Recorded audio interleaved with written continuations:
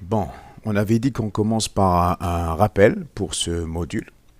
Alors, on rappelle ce qu'est un réseau informatique. Donc, un réseau informatique, c'est quoi? C'est un ensemble d'équipements informatiques, donc des ordinateurs, des imprimantes, des routeurs, etc., qui sont reliés entre eux par des moyens de transmission. Donc, les moyens de transmission peuvent être filaires ou bien sans fil.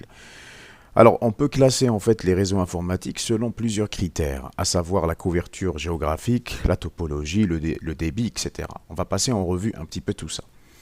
Donc, historiquement, on peut classifier les réseaux en fait selon la couverture géographique, selon l'étendue de la zone qu'ils peuvent atteindre. Donc, par exemple, on a les PAN, qui veut dire Personal Area Networks, ce sont les plus petits réseaux.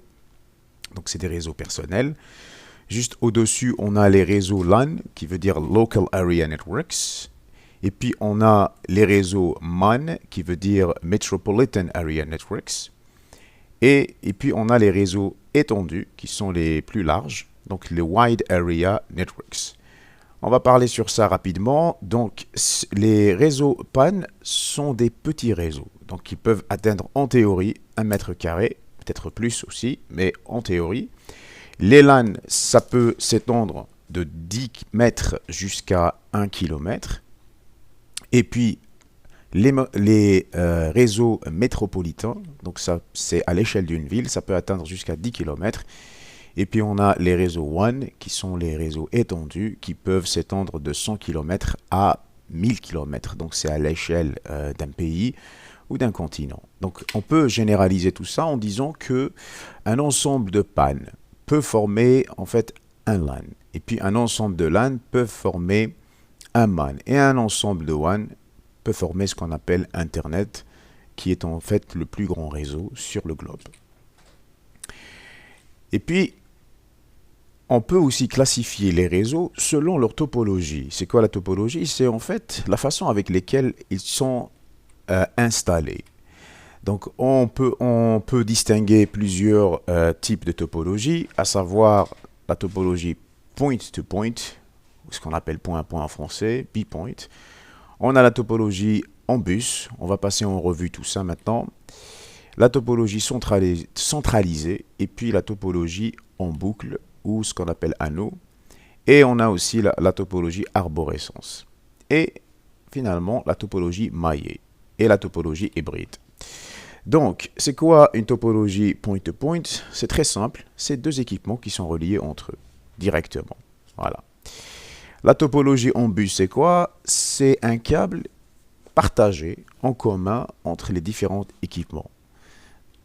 Donc voilà, ils peuvent communiquer entre eux, mais le souci avec ce type de topologie, c'est que ça peut créer des collisions. Collision, c'est quoi? C'est en fait quand un message il est envoyé, quand plusieurs équipements envoient des messages simultanément, bah, ils peuvent en fait se rencontrer et ça crée des collisions. Et il y aura des pertes de messages. Donc pour la topologie en bus qui est très ancienne, on utilise cet équipement qui ressemble un petit peu à un câble de parabole. Voilà.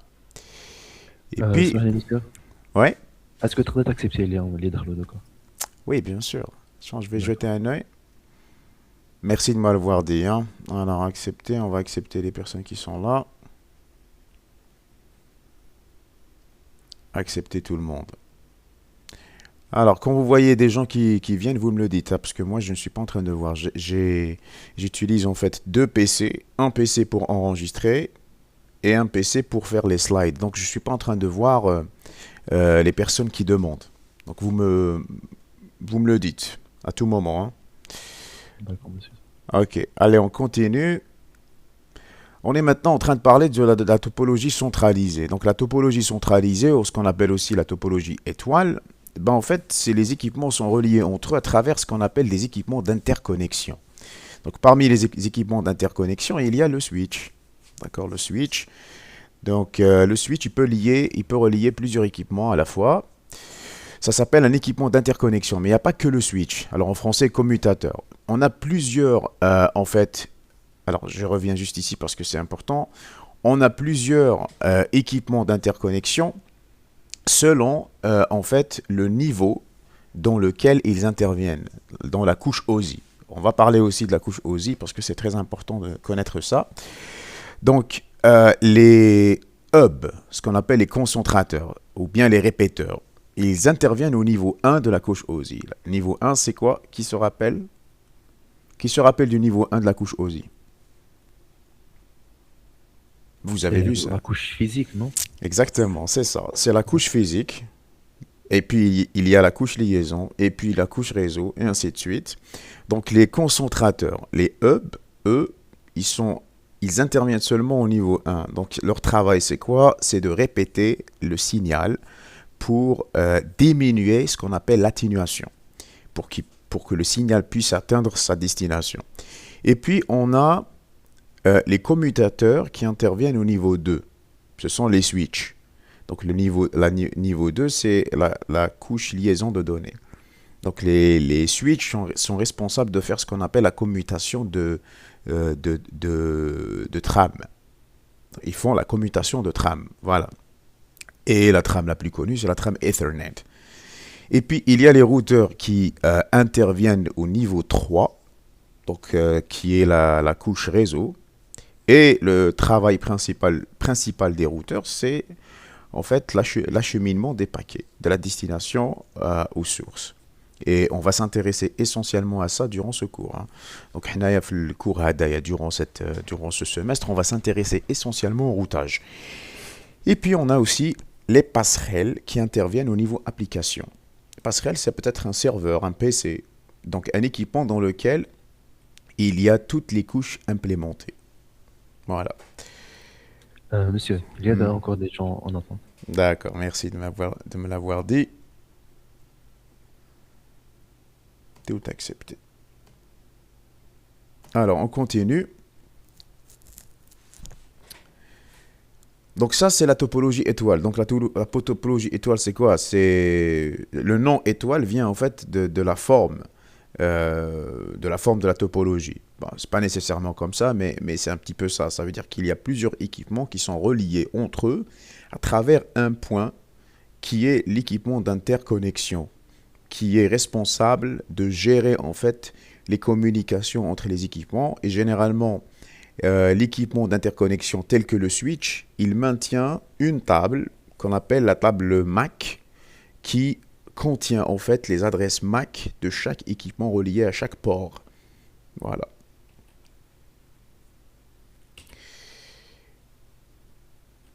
Et puis on a la topologie en anneau. Alors topologie en anneau, d'où son nom, ça veut dire que les équipements sont reliés en anneau et ils utilisent en fait le concept de jeton. Alors c'est quoi le concept de jeton? Ça veut dire que pour qu'un équipement puisse envoyer un paquet, il doit disposer d'un jeton. Donc il doit attendre son tour. Donc si on prend exemple ici, l'ordinateur 1, s'il veut communiquer, il dispose du jeton, donc il va envoyer en premier. Après, il passe le jeton à l'équipement suivant. Alors, il passe le jeton, par exemple, à l'ordinateur 2. Et ainsi de suite. L'ordinateur 2 aussi va communiquer. Donc, c'est le seul à communiquer, bien sûr, parce qu'il a le jeton. Et puis, il fait passer le jeton à l'ordinateur 3. Et ainsi de suite. Et on forme ainsi un anneau. Voilà. Donc, en fait, l'inconvénient de cette topologie, bon, l'avantage, c'est qu'elle évite les collisions, parce que c'est un seul équipement qui envoie à la fois. Mais, il y a un souci. Chacun doit attendre son tour. Donc, si on a un nombre très élevé d'équipements, imaginez que vous avez 100 équipements, chacun doit attendre 99 tours. Et ça, c'est énorme.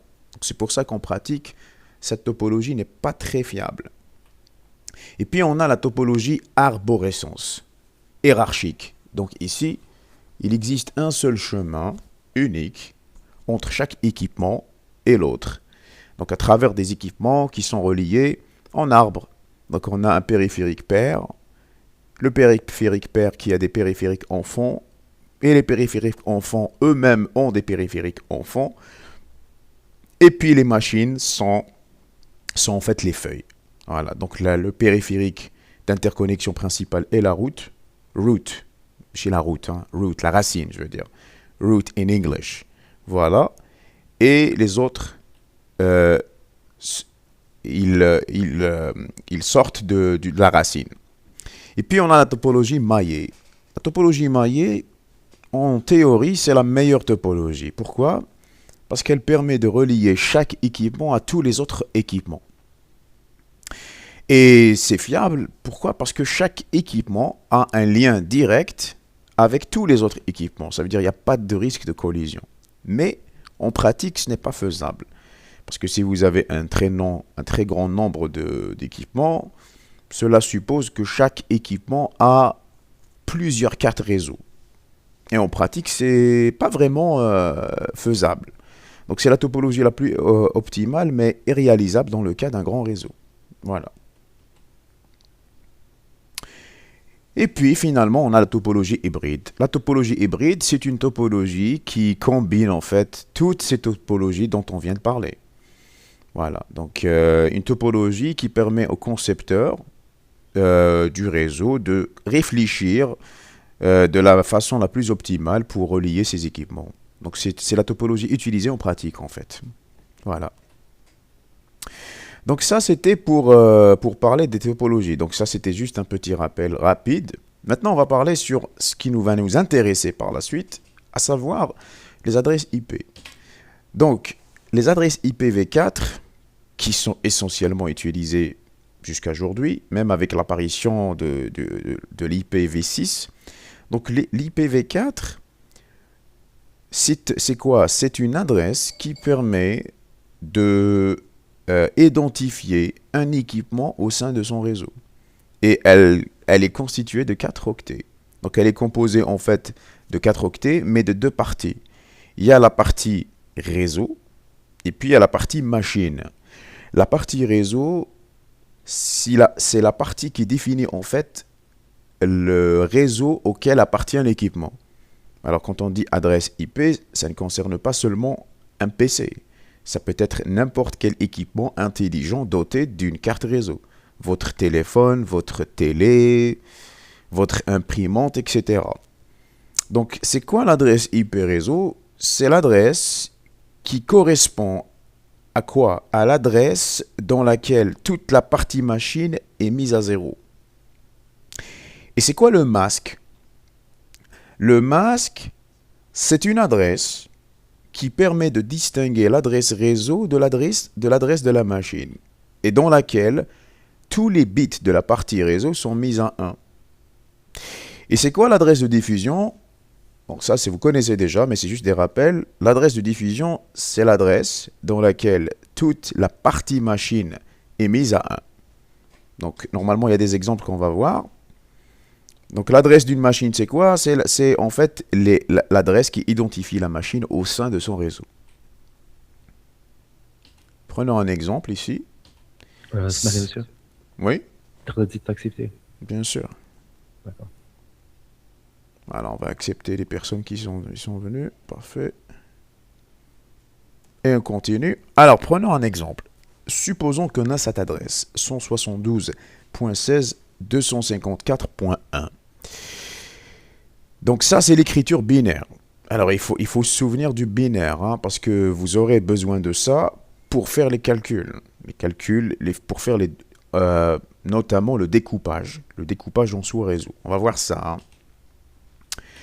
Donc, chaque partie de l'adresse IP, elle est composée de 1 octet. Et 1 octet est l'équivalent de 8 bits. Ça, vous le savez. Et puis, toute l'adresse, elle est composée de 8 octets qui fait un total de 32 bits. Historiquement, les adresses IP ont été classifiées par classe et par plage. Donc, on va passer en revue tout ça. Donc, on a d'abord la classe A. La classe A, elle commence de la plage 0000 jusqu'à 127, pardon, 255 partout. Donc, ça, en fait, cette classification, elle permet de distinguer entre les catégories d'adresses, mais elle sert aussi dans le routage, notamment dans les protocoles de routage par classe, parce qu'on va parler de ça. Les protocoles de routage par classe n'envoient pas de masque de sous-réseau. Donc, mais ils peuvent reconnaître la classe d'une adresse IP à travers son premier octet. L'octet le plus fort, celui qui est à gauche. Il y a Newingkane 127, là où il y a 127. D'accord? Après, la classe B, elle commence juste après. En fait, elle commence à la fin de la classe A. Parce qu'à la fin du 127.255 partout, il y a le 128. 128.0.0.0, c'est le début de la classe B. Et elle se termine à l'adresse 191.255 partout. Et puis, nous avons la classe C. La classe C qui commence de 192.0.0.0 jusqu'à 223.255 partout. Et puis, il y a la classe D. Donc ça, c'est juste une continuation directe. Et puis, la classe E. Voilà. Donc, en pratique, on a toujours utilisé les classes A, B et C. Et on a dit que les classes D et E sont expérimentales. Et puis, il y a l'écriture en slash. Ça s'appelle le CIDR. Donc, ça, c'est l'abréviation des masques. Donc, la classe A a un masque /8, qui est l'équivalent de quoi? Quand je dis /8, qu'est-ce que cela veut dire? Ça veut dire que le masque occupe 8 bits à partir de la gauche. Donc, c'est quoi? Le masque /8, c'est 255.0.0.0. Ça, c'est des choses normalement que vous connaissez, n'est-ce pas?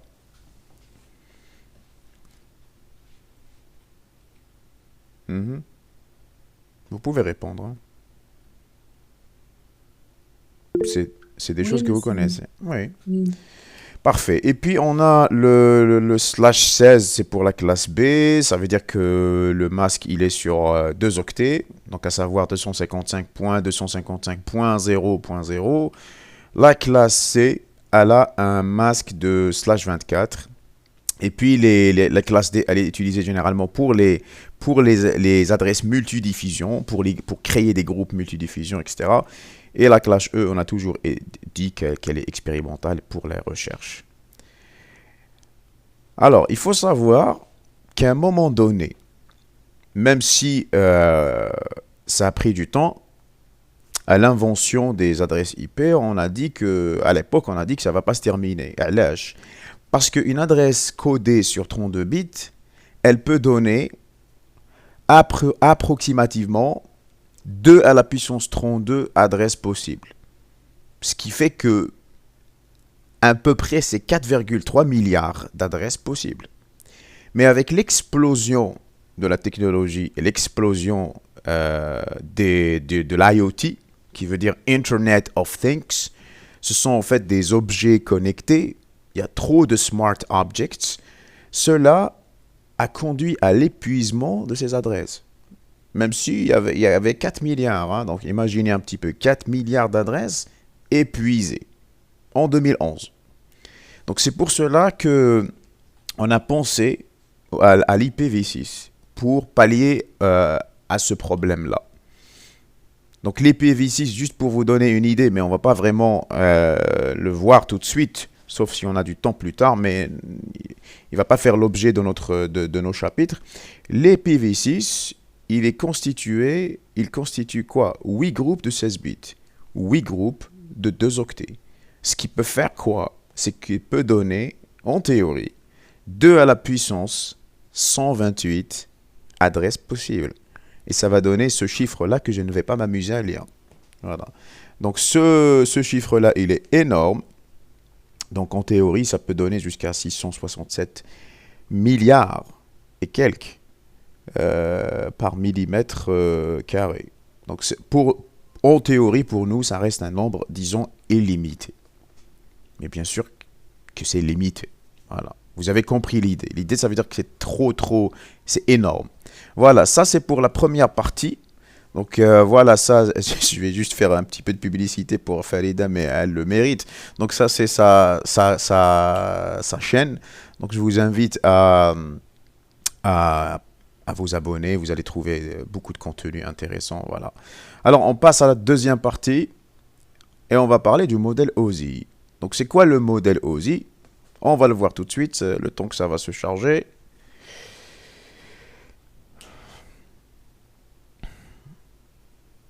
Est-ce qu'il y a d'autres personnes qui ont rejoint le... Bien, tout le monde est là. Attends, il y a aussi d'autres personnes, je pense. Tout accepté.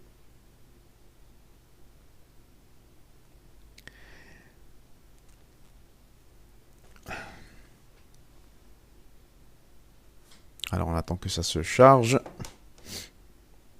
Très bien. Allez, on va s'intéresser à cette deuxième partie. Le modèle OSI, qui est un modèle très important à connaître. Alors, juste un tout petit peu d'histoire. Il faut savoir que à la fin des années 70, il y a eu l'apparition de plusieurs solutions réseau.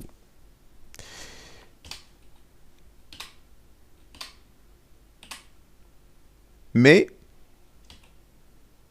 toutes ces solutions avaient une communication intra-réseau. Ça veut dire que chaque concepteur de solution, il concevait un protocole ou bien une solution qui marchait seulement au sein de ses propres équipements. Donc voilà, quand on veut communiquer au sein du même réseau du concepteur, ça marchait. Mais la communication inter-réseau était impossible. Donc c'est pour cela qu'on a pensé à créer un modèle qui va permettre de s'entendre sur des normes de communication. C'est comme si, par exemple, si on parlait de langue, on va dire, tiens, la langue anglaise est la langue internationale qui devrait être utilisée par tout le monde. Alors qu'avant, tout le monde parlait entre eux dans leur groupe. Et on ne se comprenait pas. Donc le modèle OSI, c'est quoi? Ce que veut dire Open Systems Interconnection. Il a été proposé en 1984 autant que norme ISO. Donc, c'est quoi? C'est un ensemble de règles et de normes de communication qui décrit comment se passe une communication dans un réseau. Et il est établi sur un modèle à 7 couches. Et on va parler sur ça tout de suite. Alors, on a au niveau de la couche 7, c'est la couche application. Alors, ici, on va citer les numéros. Donc, 7 couches, voilà. Au niveau de la couche 7, on a la couche application. Donc, elle sert d'interface à l'utilisateur. Alors, il faut savoir, vous, autant qu'utilisateur, quand vous vous connectez à Internet ou bien vous envoyez un fichier ou bien, vous ne voyez pas ce qui se passe dans ces couches, les couches inférieures. Vous utilisez l'application et l'application, elle simplifie tout pour vous. Mais il y a tout un processus qui se passe derrière. Nous, c'est pour ça qu'on est là pour étudier ce process. Donc, la couche application, elle sert d'interface entre les applications et les users et les utilisateurs. Juste après, on a la couche présentation. Et on va voir, chaque couche, elle a un rôle. Chaque couche, elle a un rôle à faire. Donc, la couche présentation, elle permet de faire le codage, la conversion et le chiffrement de données. Et puis, on a la couche session qui permet d'établir une connexion et maintient la connexion le temps nécessaire. Et elle permet aussi de libérer une session quand la communication est terminée.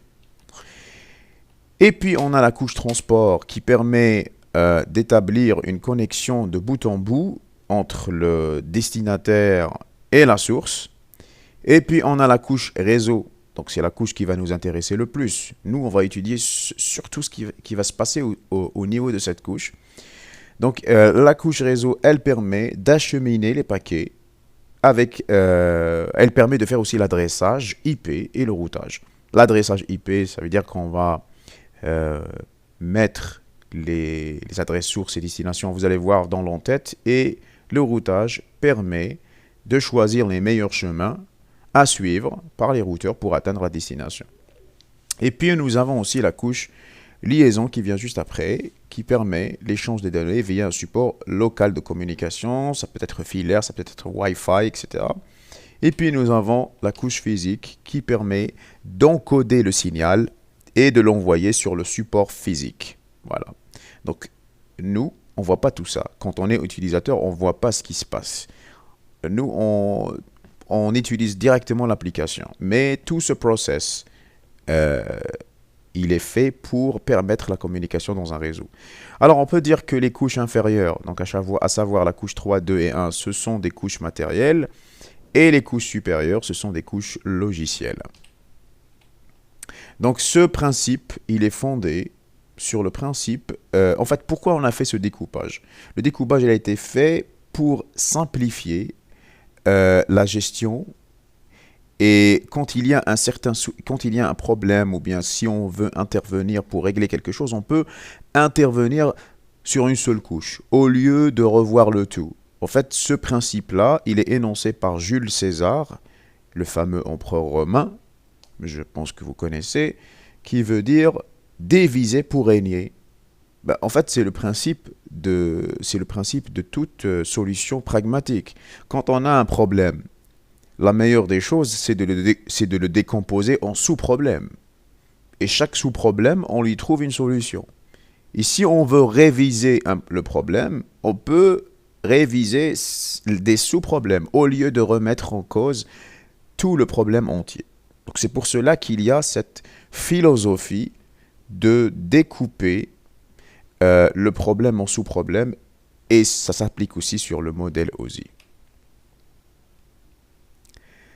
Donc c'est quoi le principe de base? Le principe de base du modèle OSI, c'est de pouvoir représenter le réseau sous forme d'un ensemble de couches superposées les uns aux autres. Donc, comme je viens de dire, l'étude du tout est réduite à celle de ses parties. L'ensemble devient plus facile à manipuler. Donc, on a 7 couches. Voici les 7 couches, on les a vues. Couche application, couche présentation, couche session, transport, et couche réseau, et puis couche liaison de données, couche physique. Voilà. Maintenant, on va parler sur chaque couche. On va la détailler. En fait, il faut savoir que chaque couche, elle manipule des données. Et selon la couche dans laquelle on est, on peut, le nom de la donnée diffère. Au niveau de la couche application, on a ce qu'on appelle des données applicatives. On manipule, on les appelle comme ça. Les données manipulées au niveau de la couche 7, ça s'appelle des données applicatives. Au niveau de la couche présentation, la même chose. Ce sont encore des données applicatives. Au niveau de la couche session, toujours, ce sont des données applicatives. Au niveau de la couche transport, les données sont encapsulées dans ce qu'on appelle un segment. On l'appelle segment. Voilà. Au niveau de la couche réseau, comment on l'appelle? Qui s'en souvient? Qui veut participer? Des trams. Des Trams. Non, des paquets. Les trams, c'est la couche liaison. Hein. Donc, on les appelle des paquets IP ou bien des datagrammes UDP. Ou bien on peut dire aussi paquet UDP, dépendamment du protocole utilisé, bien sûr. Parce que chaque couche, elle a un ensemble de protocoles utilisés et chaque protocole, il a un rôle spécifique et une spécification. Au niveau de la couche 2, tu viens de le dire, ça s'appelle des trams. Donc la donnée qui vient d'en haut, on va l'encapsuler dans une trame. Et puis au niveau de la couche physique, ça s'appelle tout simplement, c'est les plus petites unités, ce sont des bits. Voilà. Maintenant, on va parler du fonctionnement de chaque couche. Donc les couches supérieures, c'est la gestion de l'application. Les couches inférieures, elles permettent le transport. Donc en fait, chaque couche, elle répond à une question. Parce que en fait, c'est quoi un problème? Un problème, c'est une question. Donc chaque couche, elle répond à une question. Donc, au niveau de la couche 7, on va se poser la question, quelles sont les données à envoyer? Quel est le type de données à envoyer? Au niveau de la couche présentation, c'est sous quelle forme? Comment elles sont codées? Comment elles sont chiffrées, les données? Au niveau de la couche session, qui est le destinataire? Et quand on dit destinataire, On parle pas forcément d'une personne. Ça peut être une application destinataire. Il faut savoir aussi qu'au niveau de votre PC, vous pouvez gérer plusieurs applications à la fois. Et chaque type d'application a un numéro de port spécifique. Quand vous naviguez, quand vous êtes en train de feuilleter des pages web, vous utilisez un protocole web. HTTP par exemple, HTTPS, qui a un numéro de port spécifique. Si vous téléchargez, vous avez un autre service. Donc vous avez plusieurs services qui peuvent être utilisés. Donc quand on dit destinataire, ça veut dire quel est le service que vous êtes en train de viser. La couche transport, réseau et les couches inférieures, elles permettent de transporter les données. Donc la couche transport, elle pose la question, où est le destinataire? Et la couche réseau, elle se pose la question, quelle est la route à prendre? Quel est le prochain relais? Quelle est l'interface par laquelle la donnée doit sortir? Au niveau de la couche liaison, on se pose la question, quelles sont les caractéristiques du réseau? Est-ce que c'est Ethernet? Est-ce que c'est Wi-Fi? Quel est le type de trame à utiliser? Qu'est-ce que je vais mettre dans l'entête? Et puis au niveau de la couche physique, on se pose la question, quel est le support physique utilisé? Alors, on va parler un petit peu de chaque couche et ce qu'elle fait. Au niveau de la couche physique, en fait, la couche physique, elle est responsable de la transmission de la donnée. En fait, elle transforme la donnée numérique en un signal qui peut être transmis sur le support de communication. Elle gère, est-ce que c'est une communication synchrone ou bien asynchrone? Est-ce qu'on tolère des pertes ou bien est-ce que ou non? Si besoin, est-ce qu'on doit faire de la modulation et des modulations? Donc ça relève du traitement de signal. Hein. Et l'unité d'échange, c'est les bits. Donc c'est les plus petites unités. Quel est le type de signal utilisé? Est-ce que c'est ADSL? Est-ce que c'est codage Manchester? Est-ce qu'il y a plusieurs types de signaux hein, qui sont utilisés au niveau de la couche physique? Et puis, au niveau de la couche liaison de données, en fait, elle est responsable de l'échange des données via un support local commun. Donc, en fait, la couche liaison de données, elle permet de contrôler les erreurs de communication avec le fameux CRC. Et puis aussi, elle détermine la méthode d'accès au support. Est-ce que c'est accès multiple avec écoute de porteuse? Est-ce que via token ring, etc. L'unité d'échange, c'est la trame. On l'avait dit tout à l'heure. Voilà. Au niveau de la couche réseau, et c'est ce qui nous intéresse le plus, la couche réseau, elle est responsable de l'acheminement correct des données jusqu'à l'utilisateur final. Donc, elle utilise 4 processus de base. Et on va étudier tout ça. L'adressage, donc les adresses IP, l'encapsulation, c'est-à-dire on va encapsuler la donnée qui vient d'en haut dans un entête IP, et on va voir ce que l'entête IP va contenir. Le routage, ça veut dire le chemin, choisir le meilleur chemin pour envoyer les données, et puis la désencapsulation. C'est quoi la désencapsulation? C'est le process inverse. Ça veut dire quand la donnée arrive, la couche réseau doit être en mesure de désencapsuler l'entête pour pouvoir la consulter. Pour pouvoir la consulter et ensuite choisir le meilleur chemin.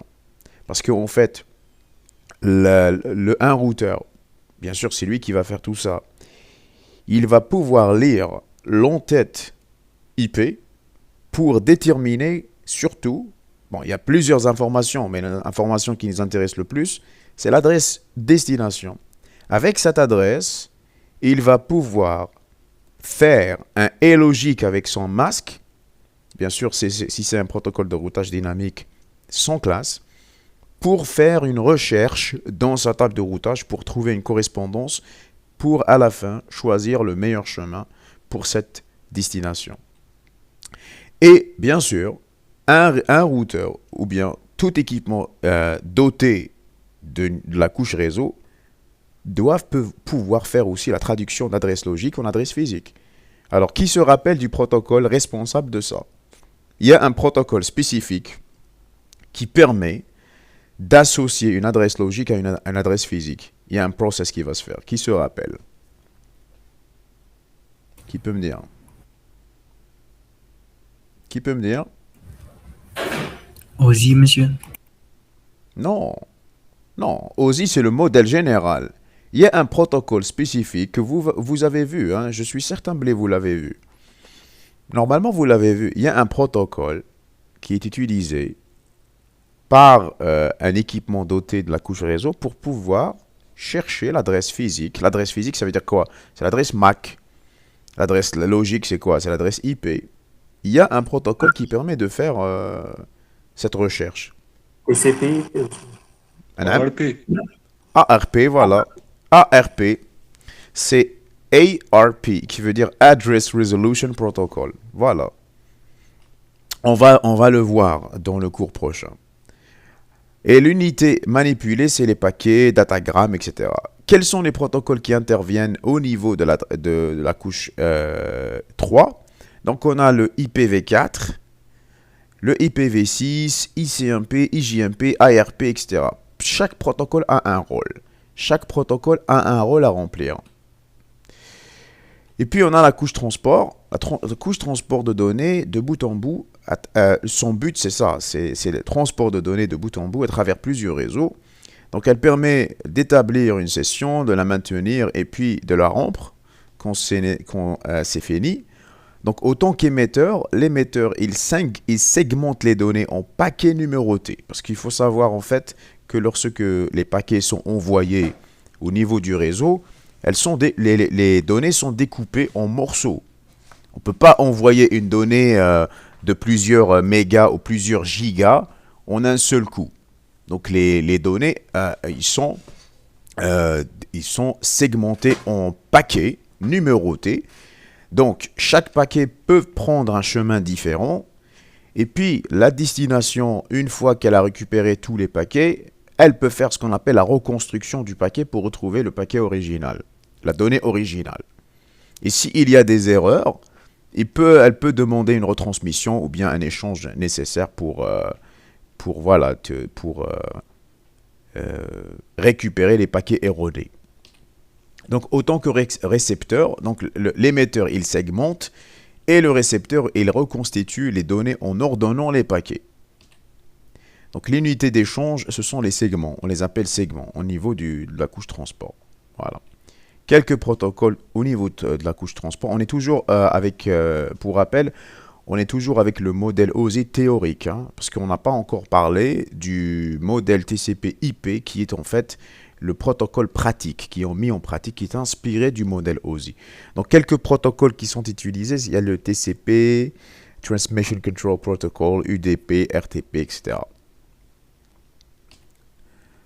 Alors, au niveau de la couche session, elle permet de gérer les sessions entre utilisateurs. Elle fournit les services qui permettent de faire quoi? L'établissement d'une connexion. En fait, toutes ces couches travaillent entre elles pour pouvoir établir une connexion et la maintenir. Voilà. Donc, le mode de transmission peut être en full duplex. Ça veut dire que la transmission est faite des deux côtés. Ou bien half duplex, où on a seulement un émetteur et un récepteur. L'unité de données ici, ce sont les données applicatives, on l'a dit ça tout à l'heure. Quelques protocoles qui interviennent ici, on a RTSP, Telnet, SSH, etc. Ce sont des protocoles qui interviennent au niveau session. Et puis on a la couche présentation. La couche présentation, elle se charge de la syntaxe des données. Donc, elle se charge du codage des données, la conversion des données. La conversion des données, ça c'est un process nécessaire pour transmettre les données aux couches inférieures pour pouvoir faire la transmission. Donc, en gros, elle permet de formater les données pour qu'elles soient compréhensibles par les deux périphériques. Ça veut dire les périphériques sources et périphériques destination. Les unités d'échange, ce sont les données, on les a dit, les données applicatives. Quelques formats de données. Donc, ça peut être en ASCII, en HTML, XML, voilà. Donc, elle peut formater les données sous un format spécifique pour qu'il soit compris par le destinataire. La couche application, elle sert d'interface entre les applications. Elle fournit les services utilisables sur le réseau par les applications installées. Donc les services tels que quoi, navigation web, serveur, service de messagerie, service de téléchargement de données, etc. Donc les unités, ce sont des données. On travaille avec les données. Les protocoles, quelques protocoles qui interviennent au niveau application. On a le HTTP, donc qui permet la navigation Internet. HTTPS, c'est la version sécurisée. DHCP, c'est un protocole qui permet de quoi? Qui se souvient de ce que fait le DHCP. Le DNS aussi. Bon, ça, Douma, c'est des protocoles un peu connus. Vous ne pouvez pas connaître tout. Personne ne connaît tout. Mais il y a certains protocoles qui sont connus. Que fait le DHCP? Entre client-serveur, monsieur, la relation. Non, pas vraiment. Oui, il y a un serveur, mais il a un rôle spécifique. Que fait? La configuration des autres, monsieur. Non, DHCP. Vous vous rappelez? C'est pour l'adresse C'est l'attribution automatique des adresses. Donc vous configurez un serveur, vous lui donnez une plage, et il se charge d'attribuer des adresses automatiquement aux équipements reliés au réseau. Donc, par exemple, quand vous branchez votre machine sur une prise dans un réseau local, si le réseau local a un serveur DHCP, votre machine aura automatiquement une adresse IP. Tout comme, bien sûr, vous avez le choix dans votre paramétrage de carte réseau, vous pouvez choisir est-ce que l'adresse IP est donnée automatiquement ou bien manuellement. Donc, si je vais vous montrer ici pour vous donner l'information. Si je vais dans panneau de configuration, comme ça, et j'ouvre ici le centre réseau et partage, et si j'ouvre ici, par exemple, moi je suis connecté en Wi-Fi sur ce PC, quand vous faites propriété, vous pouvez configurer plusieurs éléments liés à votre carte réseau, en l'occurrence le protocole version 4 qui maintenant obtenir une adresse automatique. Là, j'obtiens une adresse automatique à partir de mon routeur Wi-Fi. C'est le routeur Wi-Fi qui a une adresse automatique. Si je voulais une adresse manuelle, je peux ici cliquer ici et je configure mon adresse IP. Voilà, ça c'est pour votre information. Et puis il y a le protocole, un des protocoles aussi connus qui est le protocole DNS. Que fait le protocole DNS, qui peut me dire? Attribue à chaque adresse un nom de domaine. C'est ça. Domain Name Service. En fait, ça permet de faire des... En fait, le DNS fonctionne avec des répertoires DNS. Ça veut dire qu'en fait, quand vous tapez un site, par exemple facebook.com ou bien whatever, google.com, en fait, il y a un service qui permet de traduire en fait ce nom de domaine en une adresse IP. Parce que en fait, vous devez vous connecter à un serveur à travers une adresse IP. Donc c'est le service DNS qui permet de gérer ça. S'il n'y avait pas de DNS, on sera obligé de mettre des numéros au lieu de nom de domaine. Voilà, en fait, ça permet de faciliter la vie à l'utilisateur. Voilà, donc on va voir autre chose. Alors, jusqu'à maintenant, on a parlé du modèle OSI qui a été présenté en théorie. Maintenant, le modèle TCP/IP, c'est quoi? Ça veut dire quoi? Ça veut dire Transmission Control Protocol, Internet Protocol. Donc, c'est quoi? C'est une pile protocolaire qui regroupe un ensemble de protocoles utilisés pour la communication au sein du réseau Internet. Donc, il est basé sur le modèle OSI. Le modèle OSI, tel qu'on vient de le voir. Et Et c'est un modèle implémenté, qui est pratique. Le modèle OSI est le modèle théorique. Le modèle TCP/IP est le modèle pratique, basé sur le modèle OSI. Alors, il permet de communiquer à l'échelle du globe de manière libérale, ouverte. Donc n'importe quelle personne peut se connecter à Internet sans problème, quel que soit le contenu, le support et les hôtes. Et il est robuste, il a fait ses preuves. Donc en fait, comment il a été créé? En fait, on a jumelé les 3 premières couches du modèle OSI en une seule couche liée à application. Et puis, bien sûr, voilà, on va citer quelques protocoles comme ça au passage, quelques protocoles connus qui sont utilisés par la pile protocolaire TCP/IP, le HTTP, le HTTPS, le FTP qui permet de télécharger, TFTP, l'upload, téléversement de FTP, DNS, DHCP, etc., Telnet, SSH, voilà. Chaque protocole a un rôle spécifique. POP et SMTP, si je me rappelle bien, ce sont des protocoles qui permettent de gérer la messagerie. Et puis la couche transport, on a les protocoles, les 2 protocoles les plus connus, c'est TCP et UDP. TCP qui permet en fait la communication orientée connexion, UDP orientée non connexion. Ça veut dire quoi? Ça veut dire que TCP s'assure que les données sont 100% intactes.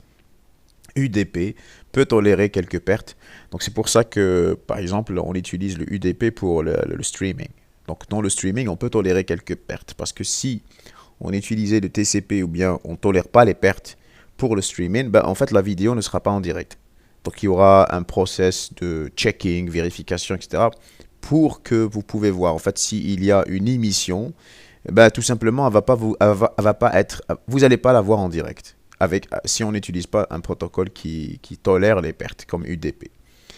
Les protocoles, la couche réseau est devenue couche Internet au niveau de la couche TCP, au niveau de la pile protocolaire TCP. On retrouve parmi ces protocoles connus, il y a le IP, protocole IP qui permet l'adressage.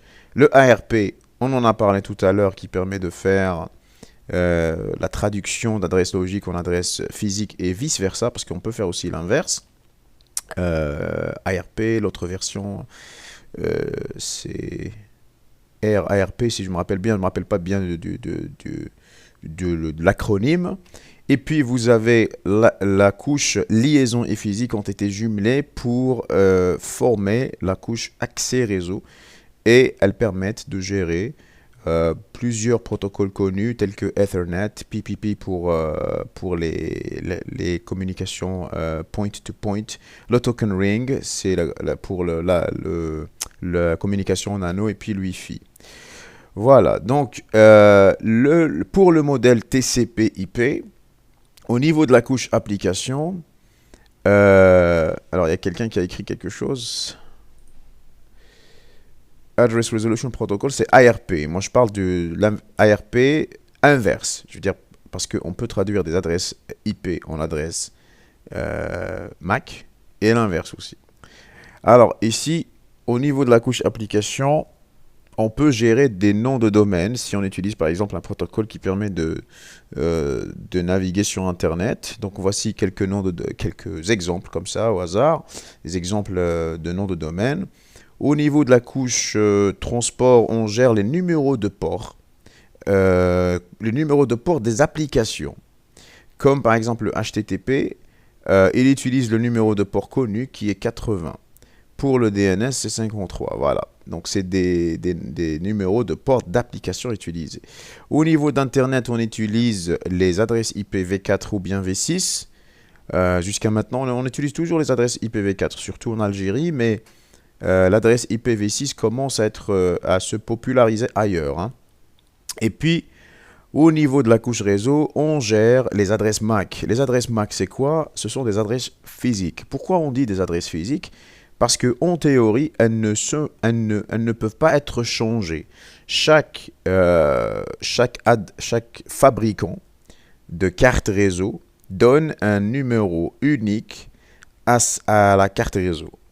quoique ça reste théorique parce qu'il y a des techniques pour le changement d'adresse MAC, ce qu'on appelle le MAC spoofing. Voilà. Parce qu'on peut, ça peut être utilisé par des hackers ou des pirates. Voilà.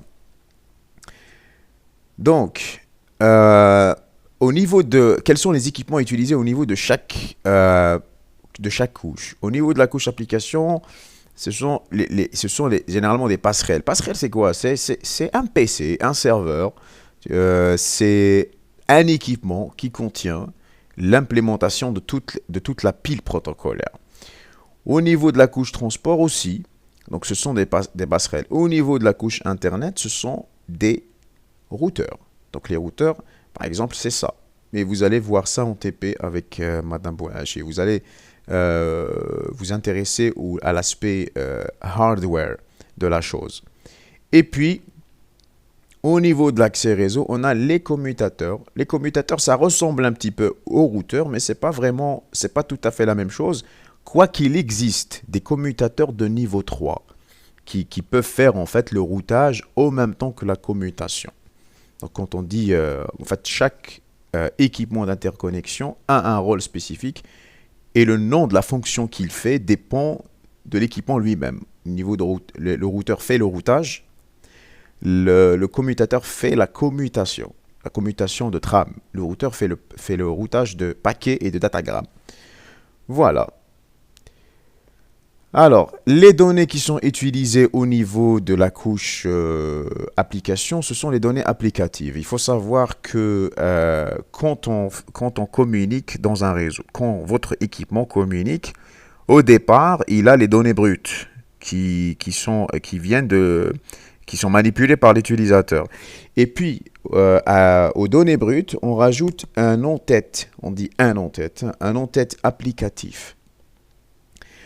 Quand la donnée descend au niveau de la couche transport, donc c'est la donnée applicative qui vient d'en haut, on lui rajoute l'entête TCP ou bien UDP, dépendamment des protocoles utilisés. Quand on descend vers la couche Internet, on lui rajoute l'entête IP. Et on va voir, il y a normalement un slide qui va montrer un aperçu de chaque entête. Et puis quand on descend vers l'accès réseau, on rajoute l'entête Ethernet ou paquet IP qui vient d'en haut. Et puis il y a la transmission. Alors, la couche application, elle sert d'interface utilisateur. Elle contient les protocoles de haut niveau. Haut niveau veut dire qu'ils sont proches de l'utilisateur. Et puis, quelques exemples. Voilà, ça, c'est des répétitions. Donc, on les a vus tout à l'heure. Et voici un exemple d'un entête applicatif. Donc, vous pouvez le voir ici. Par exemple, c'est HTTP, il y a la date, il y a le serveur, etc. Des informations liées à l'application. Et puis, quand on descend à la couche transport, il y a le protocole, les protocoles connus tels que TCP et UDP. Ils ajoutent aussi leur entête. Donc, il y a cette fameuse entête que je sais très bien que vous connaissez. Normalement, vous l'avez vu. Donc, il y a plusieurs champs, donc, y compris les champs les plus importants, source port et destination port, et puis sequence number, donc le numéro de séquence de la donnée, acknowledgement number, donc le numéro d'acquittement de réception, et puis il y a plusieurs flags, checksum, etc., window, padding, c'est pour le bourrage, pour rajouter parce qu'un en-tête doit respecter, on va dire, une taille spécifique, etc., etc. Et puis il y a la donnée, data, qui est en bas. Et puis il y a le protocole, plutôt la couche Internet qui utilise plusieurs protocoles, y compris protocole IP, ici MPRP. Voici en fait un exemple de l'entête IP. Donc comme vous pouvez le voir ici, les champs les plus importants, c'est bien cela. Source address, destination address, et puis ici TTL qui veut dire quoi? Qui se souvient de quoi, de ce qui est TTL? TTL veut dire time to live. Et c'est quoi le rôle du TTL? Qui s'en rappelle? Normalement, vous le connaissez, hein? La durée de vie d'un papier. Oui, mais voilà, mais comment ça fonctionne? Comment ça fonctionne? Vous vous rappelez? En fait, oui, allez-y. qui veut parler? Je vous donne la parole. soit dépassé la durée de vie et tout oublié, annulé. Voilà. En fait, Il TTL, n'y a c'est pas un... d'envoi. En fait, pour être plus précis, TTL, c'est un numéro qui permet euh, de détruire le paquet une fois qu'il arrive à zéro. Et comment ce numéro-là, il est décrémenté? Il est décrémenté à chaque saut. Ça veut dire d'un routeur à un autre. À chaque fois qu'un routeur reçoit un paquet, il lui diminue la valeur TTL. Et c'est quoi le but du TTL? C'est quoi le but? Parce qu'il a un intérêt. C'est quoi l'intérêt du TTL? En fait, le but du TTL, il permet d'éviter les boucles de routage. C'est quoi une boucle de routage? Ça veut dire qu'un paquet, une boucle de routage, elle est formée quand un paquet, il tourne en rond de manière indéfinie dans le réseau, sans trouver sa destination. Parce que cela peut arriver, hein. Si par exemple la destination elle n'est plus valable, ou bien il y a des erreurs de configuration, si on utilise le routage statique, donc un paquet peut tourner en rond, pardon, en rond, sans arriver à sa destination. Et ça, c'est un problème, parce que ça peut créer ce qu'on appelle des overheads, et ça encombre le réseau, et le réseau ne devient plus optimal. Donc voilà, il y a plusieurs champs, hein. Donc il y a le champ TOS qui veut dire Type of Service, protocole ici, la version du protocole, est-ce que c'est 4, est-ce que c'est 6, etc. Voilà, donc l'entête, plutôt, les champs les plus importants, c'est Source Address, Destination, TTL, etc. Voilà, et puis au niveau de la couche accès au réseau, on a les protocoles connus tels que Ethernet et PPP. Voici un exemple d'un en-tête Ethernet. Donc la donnée, elle est là, comme vous pouvez le voir. C'est la donnée qui vient des couches supérieures. Et puis on rajoute ces champs-là, donc y compris donc, le Destination MAC Address, donc l'adresse de destination MAC, et l'adresse source. Et on va s'intéresser à ça dans le chapitre prochain, vous allez voir. Quand on va s'intéresser au routage, on va décrire tout le processus du routage. Et puis, vous avez ici un champ CRC qui permet de gérer les erreurs de transmission. Donc voilà, pour terminer, ça c'est le dernier slide qui va vous montrer un scénario de communication. Donc si on prend par exemple un émetteur et un récepteur, qui eux deux, bien sûr, ont la couche protocolaire TCP/IP parce qu'ils doivent se comprendre, ils ont la même couche, la même pile protocolaire. Donc un émetteur, quand il veut envoyer une donnée, il dispose au début d'une donnée brute. Donc qu'est-ce qu'il va faire? Il va rajouter l'entête applicatif à la donnée brute. Ensuite, la donnée applicative, la donnée applicative, bien sûr, avec l'entête, va descendre à la couche transport. La couche transport va, elle aussi, rajouter son entête TCP ou bien UDP, dépendamment du type de protocole utilisé. Et puis, ce dernier, la couche aussi va envoyer tout ça à la couche inférieure. La couche Internet, elle aussi, va rajouter sa propre entête, son propre entête, comme l'entête IP. Ça va former un paquet IP. Alors, pour rappel, ça s'appelle la donnée brute, tout ça. Tout ça maintenant, ça s'appelle donnée applicative. L'entête plus la donnée brute va nous donner la donnée applicative. Ensuite, au niveau de la couche transport, tout ça, donc la donnée applicative, quand on lui rajoute l'entête TCP UDP, ça devient un segment TCP ou bien un datagramme UDP. Et puis, au niveau de la couche Internet, quand on prend le segment, on lui rajoute l'entête IP, ça va devenir un paquet IP.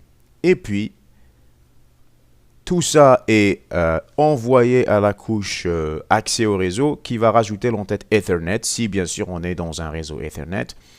Et bien sûr ici le contrôle d'erreur, la remorque Ethernet, le CRC.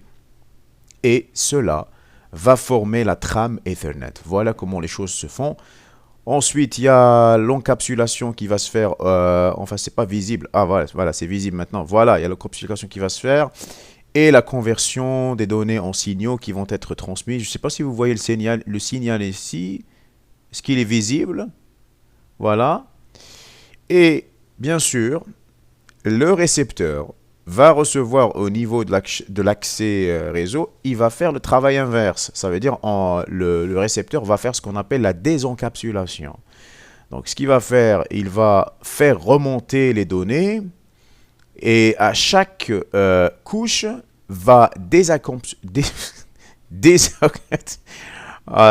vous avez compris.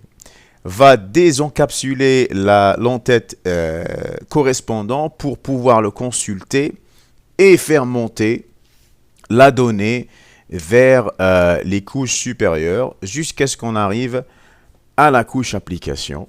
Donc voilà. Donc ça c'est un scénario de communication entre l'émetteur et le récepteur, en utilisant bien sûr le modèle TCP/IP. Donc voilà, je pense que c'est le dernier slide. Donc c'est tout pour aujourd'hui. Donc ça c'est des rappels, hein. Ça c'était juste en guise de rappel pour vous mettre dans le bain. Donc vous avez besoin de connaître ça pour la suite. Par la suite, nous allons nous intéresser au routage. Donc on va parler de l'adressage IP, du découpage statique et dynamique. On va voir comment cela va se faire. On va voir des exemples. Par la suite, on va étudier le routage et on va par la suite étudier quelques protocoles de routage comme RIP et OSPF. Voilà tout pour aujourd'hui. Donc je vous remercie et on se retrouve Inch'Allah la semaine prochaine. On va s'entendre quand on... Pardon, j'ai perdu la fenêtre. Elle est où la fenêtre? On va s'entendre par Classroom sur l'horaire et bien sûr et le créneau. Voilà. Donc je vous remercie. Et je vais vous partager avec vous la vidéo. Hein. Je l'ai enregistrée pour la partager.